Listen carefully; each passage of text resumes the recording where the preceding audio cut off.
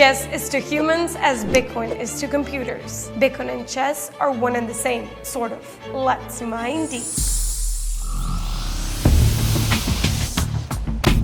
Bitcoin is like chess, is that chess, as defined, is a turn-based strategy game with no hidden information. Just like Bitcoin, no one owns the game of chess. Historians talk about how the game of chess is patterned after war, but few ever talk about how to win the war. From the all-powerful queen to the mighty pawn, strong players know how to defend and protect their pieces. Bitcoin is the modern equivalent of protecting wealth and defending a financial future in today's world. Immutability. Just like the enduring rules of chess, Bitcoin's fundamental design is resistant to incongruent changes with the protocol. This immutability is crucial to its integrity. Bitcoin can't be casually updated like a software update on an iPhone. It has core rules that never change. Decentralized. No one governing authority can control or dictate direction or rules in Bitcoin or chess.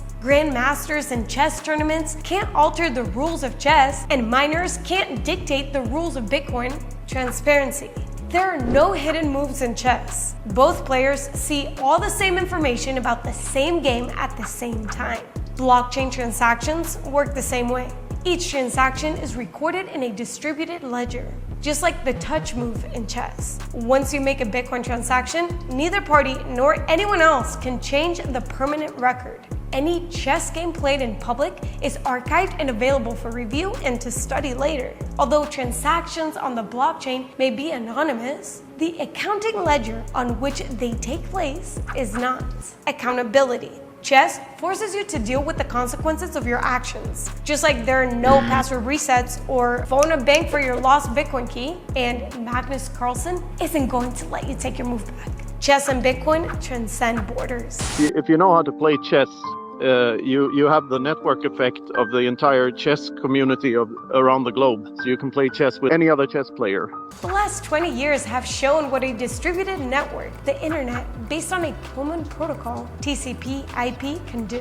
It has revolutionized commerce, entertainment, culture, transportation, and finance, allowing anyone to create opportunity, businesses, and art with little to no intermediaries. Countries like El Salvador now accept Bitcoin as legal tender because it brings financial inclusion, investment, innovation, and economic development. China is going against this trend by cracking down hard on the infrastructure that makes Bitcoin possible. But ultimately, whoever bans Bitcoin within their borders only hurt themselves. At least China still has Go. So why should you care? Bitcoin is a modern incarnation of chess, a game that has captivated minds for centuries, captivating and safeguarding the time and energy of individuals. Though they are both born out of different historical contexts, there's a remarkable resemblance in their structure, strategy, and community dynamics. They're embraced for the same reason. They tear down borders and unite people and players together through rules, not rulers. Bitcoin is data.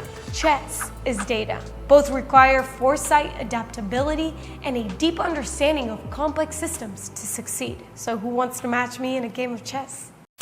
Don't miss Michael Saylor backstage.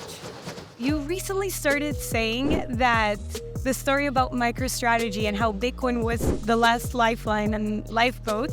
What made you decide to talk about that now? Yeah, because it's an exit from currency debasement and a financial crisis, and it's also an exit from entropy and a physical world. What is your input in the Bitcoin circular economies around the world that try to adopt it in their daily lives?